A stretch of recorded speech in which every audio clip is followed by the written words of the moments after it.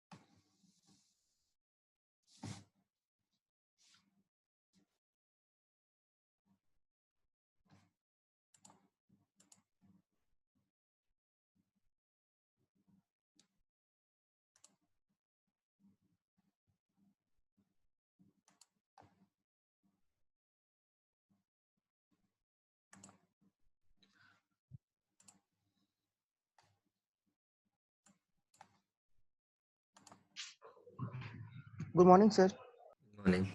Morning, sir. Good morning. Okay, today's topic is X-ray films and accessories. Okay. Let's see if we can complete. We'll complete in today's presentation, or it will go to the next presentation also. Along with that, I have prepared one PDF file for this presentation. So this will go along with the presentation. I'll share with someone or with Dr. Ambika, and she'll share with you all. Okay. Yes, sir. Morning, sir. Morning, sir. So let's start. That is X-ray films and accessories. Are you able to see the screen completely? Yes. Yes, Yes, sir. yes, sir. Okay. So what is X-ray film? Write down the definition. X-ray film is an image receptor of the system, which is used to record the information regarding the object through which the X-ray pass, and hence helps us in diagnosis and treatment of patient problem. Now, you may not write all these things because I'm giving you the PDF, so that can work as your notes. The textbook which you are going to refer for this chapter is White and Farrow. In that, there's a separate chapter on X-ray films and accessories. I have taken the matter from this chapter, so you can refer directly with that textbook. Okay. Do you have the textbook of White and Farrow with you all? Yes, sir. Yes, sir. Yes, sir. Yes, sir. Anyone who is not having it? What I'll do is I have the e-copy of this book also. I'll share with Dr. Ambika, and I think she's already shared with her. I've already given it to her. Yes. So if someone is not having, you can just ask Dr. Ambika. She'll share with you all. Okay. Yes, sir.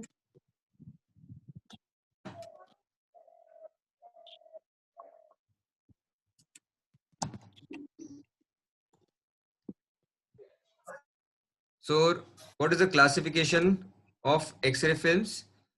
They are classified on various uses and various types. So the first classification is based on the use, where it is used. So if it's used in intraoral films, it is called as intraoral films. If it is used in the oral, outside the oral cavity, it is called as extraoral films.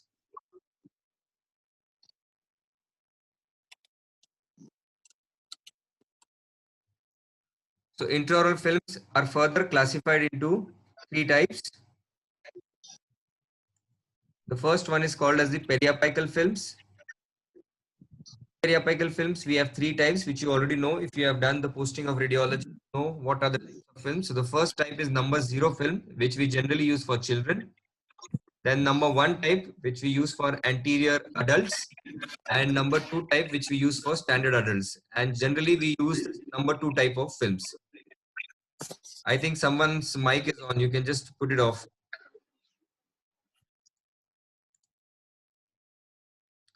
Second is bite wing films, which we use generally for the early detection of caries. And third are the occlusal films.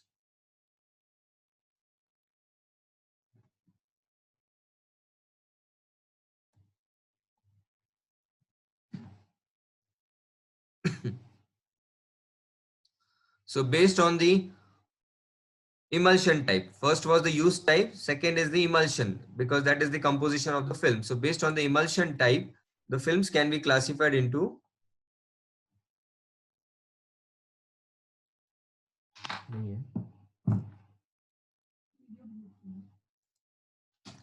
single coated films. Now, what is the advantage of single coated films? They are better and sharper images. The patient exposure but required is more, and we generally use them in industrial radiography. So it is not used for the diagnostic radiography.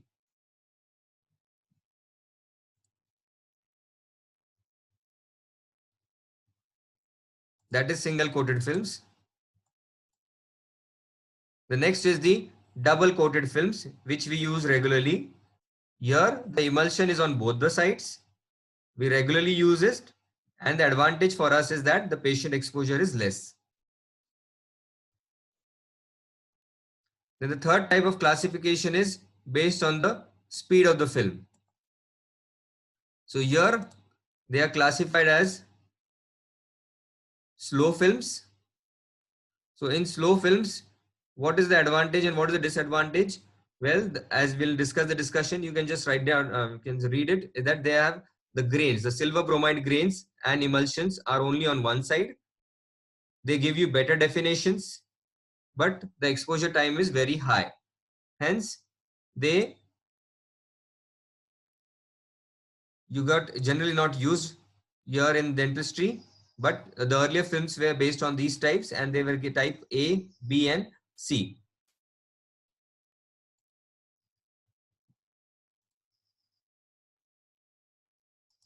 The second type are the fast films, which we are using currently. Here, the grain size is pretty large.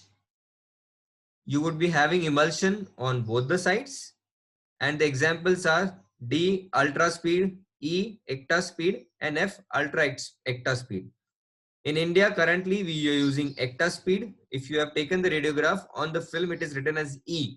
So that E is nothing but the speed of the film, and it is called as the ecta speed.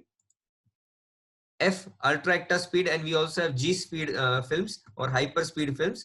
These are generally used abroad. We don't use it in India currently. Like the hyper speed G.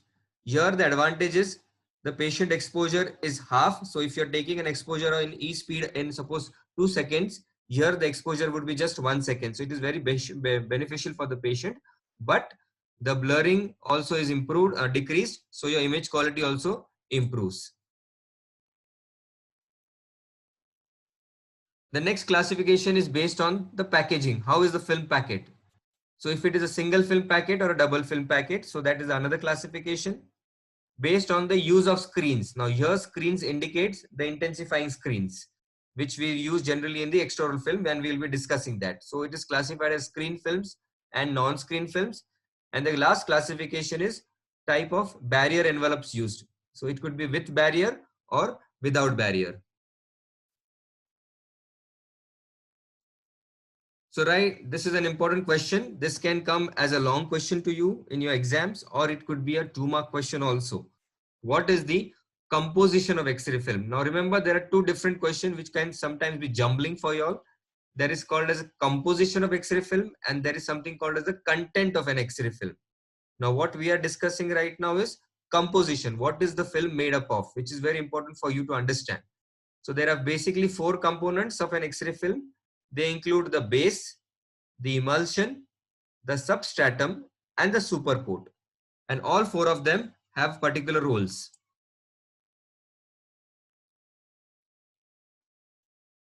So this is how the cross section of a film will look like. So the black portion is your entire base, and the total length of this is 0.007 inch. Over that you have the emulsion. Over that you have the supercoat. So what is this base made up of? The base is nothing but a transparent supporting material on which your emulsion is going to be placed or coated. What is the material used? Again, an MCQ question. It is made up of polyethylene terephthalate. What is the dimension? 0.2 mm. Again, an MCQ question. Initially, in older times, maybe in 1920s and 1930s, when the film were discovered and manufactured, it was made up of acetate polyester. But now it is no longer used because that material was highly inflammable and it is used to catch fire very easily. Hence, this material was discarded and now it has been replaced by polyethylene terephthalate.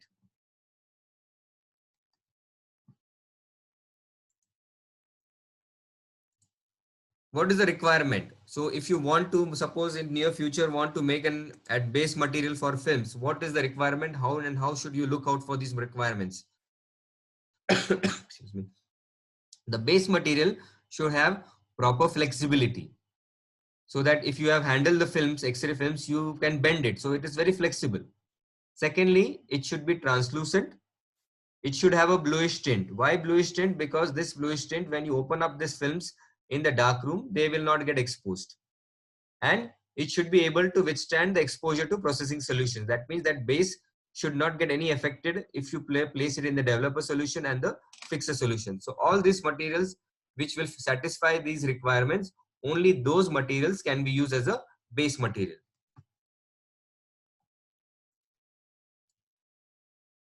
Next is substratum. Now what is this substratum made up of? Now this substratum is nothing but a glue or a gum which is going to hold something. And what it is going to hold? It is a adhesion between the emulsion and the base. So emulsion and base ko chipkane wala jo material hai, that is called as the substratum. But the heart of your entire X-ray film is this material called as the emulsion. And that is what is important for you. So you should know the composition of emulsion very well. So what is this made up of? It is nothing but it is made up of silver halide crystals suspended in gelatin. Now there are various halide crystals, out of which 80 to 99% is made up of silver bromide and 1 to 10% is made up of silver iodide. What is the dimension or diameter of these crystals? They are 0.7 to 0.75 mm in dimension.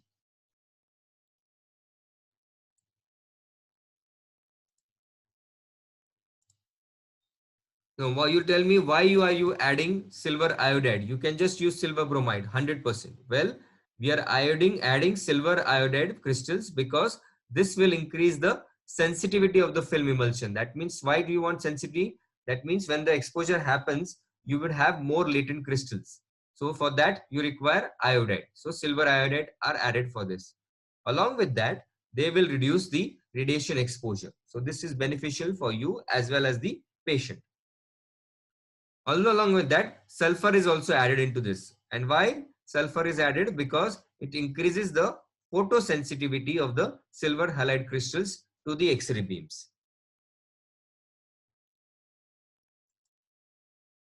Then comes your gelatin, and in which your entire emulsion is been distributed, or the silver halide crystal is distributed. Again, MCQ question, what is gelatin matrix made up of? The answer is, it is made up of cattle bone. So your cattle bone is responsible for making the gelatin matrix. So the silver halide crystals are suspended in gelatin framework. What is the function of this gelatin? It will allow the processing solution like the developer, fixers and everything to absorb and react with these silver halide crystals. Now the last part of this emulsion over this is substratum, and over that is your super coat. Now as the name suggests, coat, it is going to protect something. So what it is going to protect? It is going to protect your emulsion and base. So it's a protective layer. It is transparent, non-abrasive layer over the emulsion, so it doesn't get abraded easily, and it will prevent your film from mechanical damage. Like if you're handling the film, even if there's slight mechanical damage, the emulsion is not going to tear, because if the emulsion tears, your entire film goes waste. You have to take another film. So this super coat is going to protect that thing.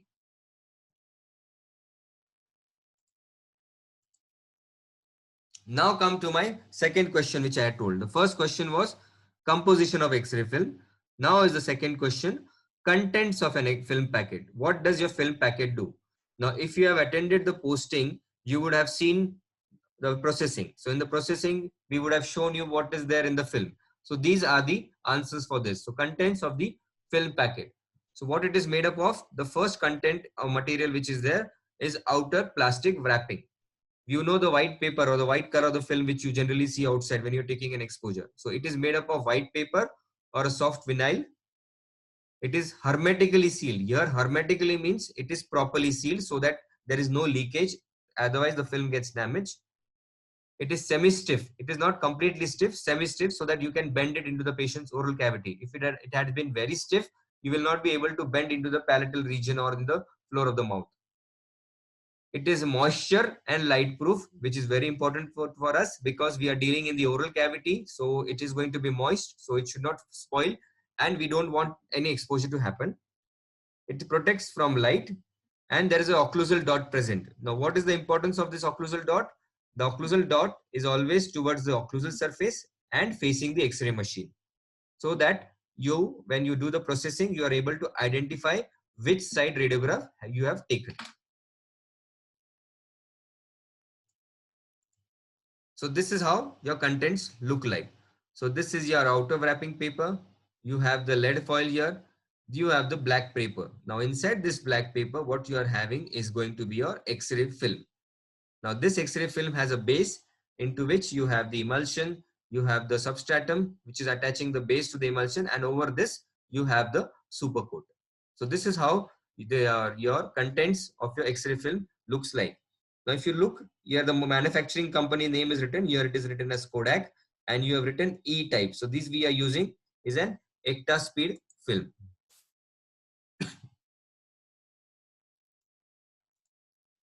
And this is the occlusal dot, which is important for your side orientation. So you should always place the occlusal dot towards the occlusal surface, and it should be facing towards the X-ray machine. So what is the importance of occlusal dot? This is an MCQ question. This could be a 2-mark question, or this could be a Viva question. The outer wrapper of the film has two sides, the tube side and the label side. The tube side wears a solid white color and has raised dot which faces the X-ray tube occlusally. What does the label side contain? It contains the flap to open the film packet. It could be color coded, and the color codes may be used to distinguish between whether this film packet contains one film or two film and what is the different speed of the film. But we generally use the white film, single film, and we have manufacturer's name and the speed of the film, which is written on the label side.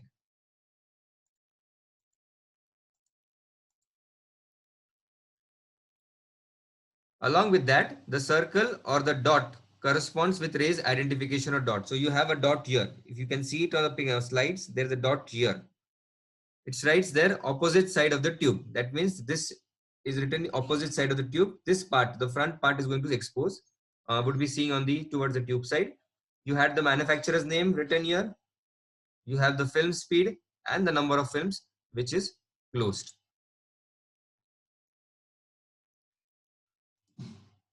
Then the next content of this is a black paper wrapper. Why you require this black paper wrapper? The film is present inside this black paper wrapper and outer white paper, which is resistant to moisture.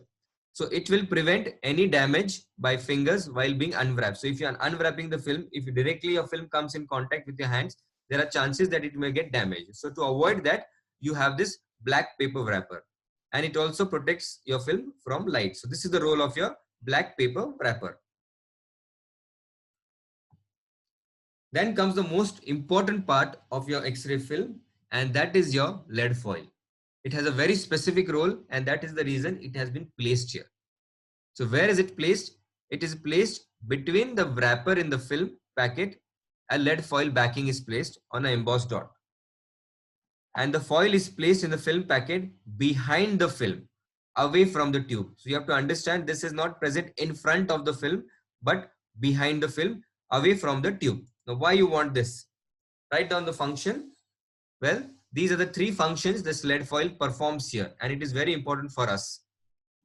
First and foremost, it protects the films from backscatter radiation, which can fog your film and reduce the subject contrast. In simple words, when you do an exposure, the beam comes out from the X-ray machine. it reacts with your tooth and then it goes and captures into the film. But there are some radiation which can come back and hit your film again. And this can reduce your image quality. So to avoid that, this X-ray film has been placed with lead foil. The second advantage is that it reduces the patient exposure by absorbing the residual beam. So any beam which has been left, which has not been absorbed by your tooth, is been absorbed with this lead foil. So this reduces your patient exposure, which is good for us. And third thing, which can come as a 2-mark question or an MCQ, what is called as a tire track appearance. Now, sometimes if you're taking your films, first you're in 3rd year. So if we give you a demonstration, you go to the radiology lab with a great enthusiasm, and instead of placing the film straight, you place the film ulta on the other side. So now what will happen? Your lead film becomes the first part of the film which is going to get exposed, and hence the entire shadow of the lead will be seen on your film when you process it. And that shadow which is seen on the processed film is called as the tire track appearance. So this tire track appearance on the film indicates you have hold the film in a wrong pattern in your patient's mouth. So you have to do the exposure again. So just a pictorial representation how the lead foil works. So this is your X-ray beam, this is your film, and this is your tooth. So when it reacts with the tooth, some amount of beam comes back, and this is yellow beams which you can see are being absorbed by the lead foil and thus improve your image quality. And this is classically called as the tire track appearance. Can you see this? A typical shadow of the lead foil seen on your X-ray film here also and at the bottom of the film. So this X-ray indicates your film was placed wrongly and it is giving a particular appearance called as a tire track appearance. Now come down to the sizes of the films. Again an MCQ question, so you should know these sizes. There is slight dimension changes in the new books, but not much. So the periapical films, or we call as intraoral periapical films, are used basically to record the crowns and roots along with the periapical area. At least 2 mm of periapical area should be covered. There are 3 dimensions. Number 2, which we use for children, the dimension is 22 into 35 millimeters. Number 1, 24 into 40 millimeters, which we generally use for anterior teeth. But the most commonly used films are number 2, where the dimension is 31 into 41 millimeters. In the new books, the dimension they have mentioned is of number 2 film is 31.5 into 41.5 mm. Both are acceptable.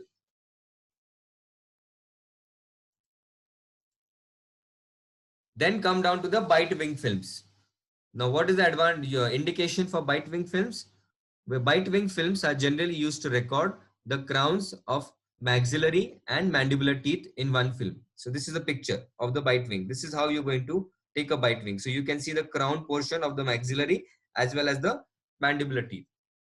There are 4 types. Type 1 is 0. It is written as child posterior. Posterior means it will be used for the posterior teeth. The dimension is 22 into 35 millimeters. Type 1 is child again in the anterior region. So 24 into 40 millimeter is the dimension.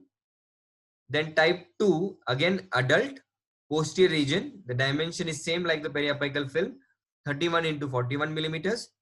And last is type 3, adult. Again, it could be used for posterior.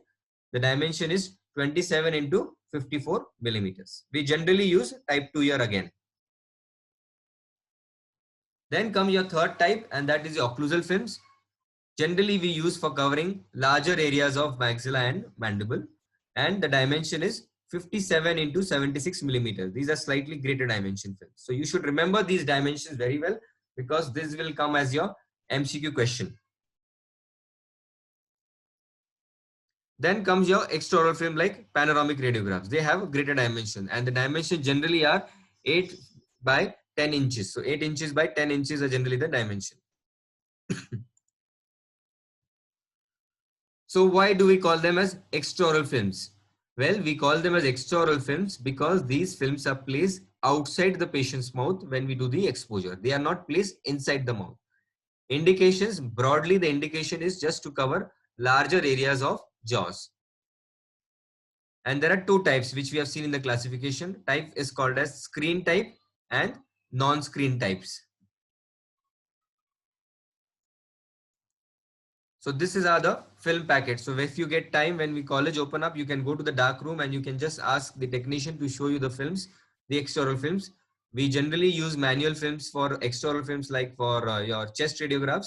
For OPG and nowadays we use digital, so we don't have generally those films, but you can see the film package. So it is written here, the type of the film and the type of dimension and everything. Now what are non-screen films? Non-screen means we are not using something called as intensifying screens. That is the word. If you have an intensifying screen, that is called as the screen films. What is the usage? It is sensitive to direct X-ray exposure. They are slow speed films, so you require greater exposure, but the images are quite sharp. We don't use it in dentistry. The second type is called as the screen films, which we regularly used. It is used with intensifying screens. They emit visible light. They have some blurring of the image. They are not as sharp images, and they are sensitive to fluorescent light rather than direct X-ray radiation. But for your purpose, just you have to remember what are screen films and non-screen films. Screen films used in dentistry, and they use something called as intensifying screens. Now, these screen films are basically two types: blue sensitive light and a green sensitive light.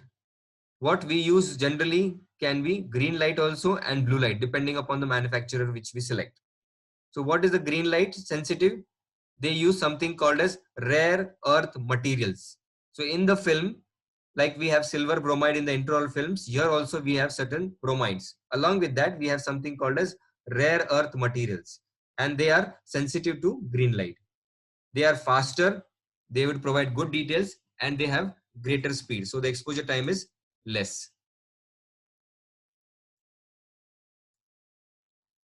Now, coming to some another part, again, this is just for your practical purpose. You may not require this for a theoretical purpose, but you should know it. Now, these external films, if we are using manual processing method, we require just cassettes. And you must have seen these cassettes in our radiology department. And there are various sizes available of the cassette depending upon the indications. And cassettes can be rigid as well as flexible. Now, the classic example of flexible cassette could be our old OPG machine. If you have gone to the PG section, we have put up one machine there at the side. You can have a look at that machine, and it is a foldable cassette which is being placed. So that were older times. In today's time, we use rigid cassettes.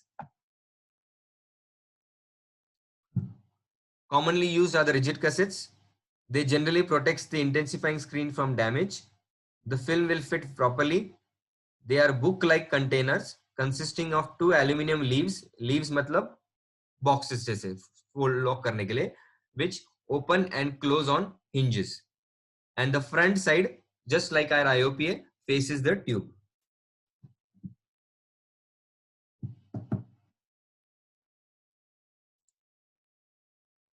Now, what is the dimension of these things? Well, the dimension is that the front screen is having a dimension of 0.24 mm, and the back screen, the dimension is 0.5 mm. So if you remember, see the thickness, there is a slight variation in the thickness of the screen. So the front screen is only 0.2 mm. So that will allow easy passage of the X-ray beam. But the back screen is slightly thicker. It is 0.5 mm. Why? So that any backscatter radiation which is coming can be restricted and absorbed, just like lead foil is doing.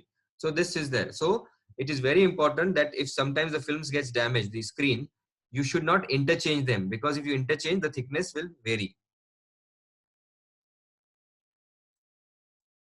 So this is what your screen looks like. So inside, this is the opening of the X-ray cassette, and the white portion, what you're seeing is your intensifying screen. So this is the front portion, and this is your back portion. So the thickness of this is 0.2 mm. The thickness of this is 0.5 mm. Or inside of this, we are going to place the film.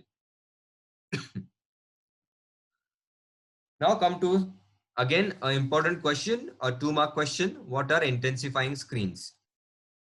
Well, the intensifying screens, as I said, are generally used for external radiographs, but we use it for intraoral method also earlier. Nowadays, we don't use that method. So screen films is different from dental intraoral films. It is designed to be sensitive to visible light because it is placed between two intensifying screen when an exposure is made. So what happened is that when you take an intraoral radiograph from the machine, we get X-rays. These X-rays reacts with your film and tooth. When we do extraoral radiograph, especially when we have intensifying screen, when the X-ray beams comes out from the machine, it first reacts with the intensifying screens. So these intensifying screen, what do? They convert your X-rays into visible light. And then this visible light reacts with your films. So that is the difference, and that is the role of your intensifying screen. These are the various intensifying screen. The picture is slightly blurred. Now, why you would say, why should we use the intensifying screen? Now, if you can just have an example of your sound system. In the sound system, we have something called as an amplifier, which is going to increase your sound reaching capacity and increase the sound base slightly more. So this is the same role the intensifying screen does. When this intensifying screen is there in your cassette, it increases the sensitivity of the film almost 60 times to the X-ray beams. And the advantage is that your patient exposure decreases.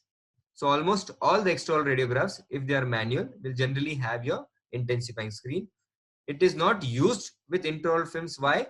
Because then the resolution of the image will decrease. That means your finer structures will not be able to see properly if we use intensifying screen. And that is the reason when we take an OPG, if it is having an intensifying screen, we cannot trace the lamina dura properly. But when you take an IOPA, you can trace the lamina dura properly. Why? Because the IOPA has better resolution than your panoramic radiograph. So just understand the basic principle. How does intensifying screen works? It utilizes a material called as phosphor, and phosphor in Greek means light bearer, means it is going to emit light. So that converts your energy, that is X-ray beam carried by X-ray photon, into visible light. So this is, so you have your X-ray beam coming, your intensifying screen, and then it converts this into visible light, and this visible light reacts with your tooth. Advantages, as I already described, it reduces the radiation exposure, patient dosage is reduced, motion unsharpness is not severe, and the film contrast is improved. I'll just skip this because you may not require it, but you have to remember the composition of the film here or intensifying screen. Again, a 2-mark question. What is the composition of your intensifying screen? Again, it is made up of base, but the material is slightly different. Here it is polyester plastic. Thickness is 0.25 mm. And what is the function? The function is basically remains the same. It supports the other layers. In some cases, it can be reflective, thus reflects lights from phosphor layer back to film, causing unsharpness, but we generally don't use reflective layers. In some cases, this is omitted and a separate coating of titanium dioxide is applied to serve as a reflecting layer. So generally we use non-reflecting layers where a titanium oxide is used. What is this base made up of? The base has to have some certain properties, just like our IOPA base. They should be chemically inert, uniformly radiolucent. They should not discolor with age. With age means even if you keep for 1 or 2 years, it should not discolor. They should be moisture resistant. They should be flexible, and they should not be brittle with use. What does this phosphor layer consist? That is, here phosphor layer nothing but emulsion. These phosphorus crystals are suspended in this binder. They would absorb by the method of fluorescence the X-rays. The material which you use, they are lanthanum and gadolinium. So you should remember these material again for an MCQ question. What is the phosphor layer made up of? And their fluorescence can be increased by adding other rare earth materials like thulium, niobium, and terbium. Again, what properties they should have? They should not again discolor with age. They should not have any adverse effect on the film emulsion. They should remain flexible so that cracks cannot develop, and they can be coated to the base in a uniform layer.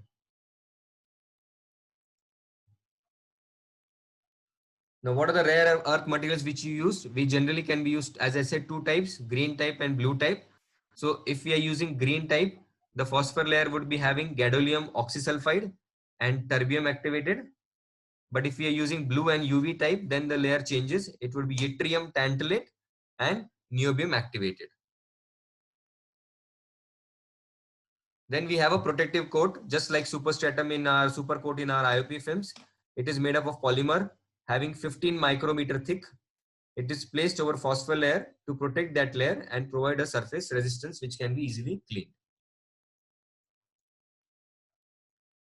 Now, coming quickly to the film holders, these are other accessories. We have completed the films. Now come to other accessories. They are film holders. So this is the classification of the film holders, which I'll be giving in the notes. What you have to remember is the RIN XCP type, which we generally use, and the snap array type, which is there in the department. You must have seen these film holders, and they are called as snap array film holders. This is another variety of the film holder which is there. So if you see, there's a platform provided here, and there's an interlocking mechanism. So this interlocking mechanism is where you're going to place the film, and the platform is a region where the patient is going to bite his occlusal teeth. There are other bite blocks like this. These can also be used as the film holders. And you can sometimes use artery forceps also, especially in patients who have limited mouth opening, where you cannot place your snap array film holders. Your artery forceps can also be used. This is called as the RIN XCP. Now XCP means extension cone position device. We generally use this for paralleling angle technique. Here you can place the film, and this is the platform where the patient is going to bite it. The ring is here going to touch your X-ray machine, PID machine. So what is the use of these films? Very useful for mandibular and maxillary molars. You can use it very useful for third molars, patient with gag reflex, children, patient with edentulous jaws, and endodontic projections. So you can use them properly. Otherwise, you can use the patient's finger to hold the film. Advantages: your film becomes almost parallel to the long axis of the teeth. Flat plane is maintained during exposure, and your film is in position. So your film does not get easily moved. What is the disadvantage? Sometimes the periapical region may not be covered. Mouth closure sometimes becomes difficult for the patient. It becomes very difficult for you to angulate the tube of the machine, and there could be distortion of teeth. Then coming to some other thing, and that is called as grids. Now this is another accessory which we generally use for extraoral films. You have to understand the role of it. Again, a 2-mark question, and it could be an MCQ. So what are grids? They are devices used to reduce the amount of scattered radiation reaching the film. What is the advantage of this? It will prevent your fogging of film, so your image quality improves, and it improves the contrast. What is the disadvantage? Your patient exposure increases if you are using films with grids. So this is an example of this. So if your X-ray machine tube is here, this is your film. So this is a primary beam. But if you place the grid is going to absorb all your beams here, which is not useful for the patient. Everything gets absorbed. Basically, there are 2 types of grids. There is something called as stationary grids and a moving grids. We generally use the moving grid. So you should remember this word, Potter-Bucky grid, which we use it. This is an example. You cannot see the grid on with your naked eye. Huh? You have to remember this thing. Now, what is this grid made up of? It is nothing made up of, very simple. It is made up of plastic, and the one in red is your lead material. So they are linear strips. So all this lead material is going to absorb your rays which are not useful, and hence it will reduce the patient exposure. What is the working principle? The grid is placed between the patient's head and the film. You have to understand, we are not using grids in intraoral films. We use this in extraoral films. During exposure, the grid allows the primary X-ray beams to pass through the lead strips, between the lead strips, and the scattered radiation which is being produced is absorbed by the lead. So the patient exposure decreases. There is something called as grid ratio. Now for your purpose, for your UG purpose, can be just be your MCQ question. Ratio of grid thickness to width of radiolucent spacer is called as the grid ratio, and the ideal grid ratio is 8:10. So basically it means if you have a higher grid ratio, it would be effectively more useful to absorb the scattered radiation.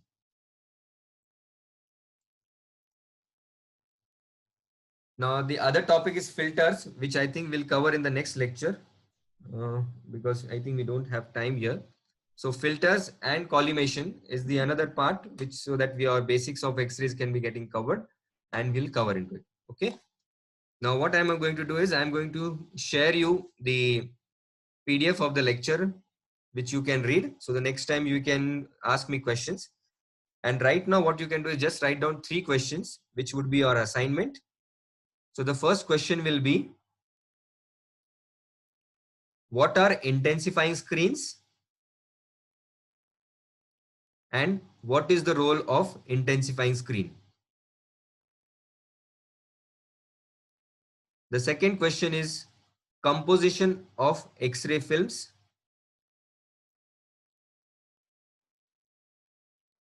And the third question is, what are grids? What are types of grids? And what is the role of grids? So I'll repeat the question. The first question is, what are intensifying screen and what is its role? Second is composition of X-ray films. And third is, what are grids, types of grids, and the role of grid.